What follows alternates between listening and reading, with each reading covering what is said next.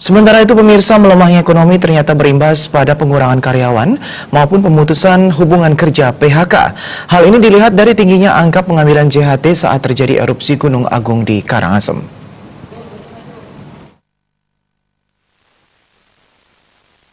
Menurut Anagung Karma Krisnadi, selaku Kepala BPJS Ketenagakerjaan Cabang Bali Gianyar, pemutusan hubungan kerja cukup banyak terjadi beberapa bulan belakangan. Terlebih saat terjadinya erupsi Gunung Agung, banyak orang menarik jaminan hari tua JHT. Sebagian besar dari mereka merupakan warga Karangasem dan pengungsi yang tersebar di kabupaten kota di Bali. Kurang lebih sebanyak 6 miliar klaim yang dibayarkan, dan sebagian besar dari mereka pekerja bukan penerima upah BPU. Kondisi kemarin erupsi gunung banyak yang menarik jaminan hari tua berhenti kerja.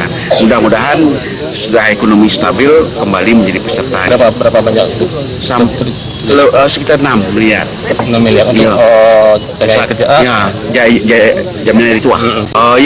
Karangasem ada juga imbasnya juga kan sampai ke seluruh Bali kan imbasnya.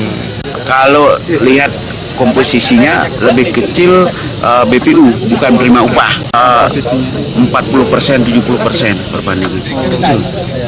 Jika dilihat dari komposisinya, kepesertaan JHT para pekerja bukan penerima upah BPU masih lebih kecil dibandingkan dengan pekerja penerima upah PU. Selisihnya sekitar 40 hingga 70%.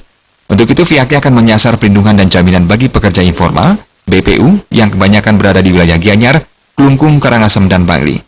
Diharapkan pemerintah daerah akan mengeluarkan regulasi yang mewajibkan program pelindungan bagi setiap pekerja di setiap daerah. Indra Wijaya, Bali TV.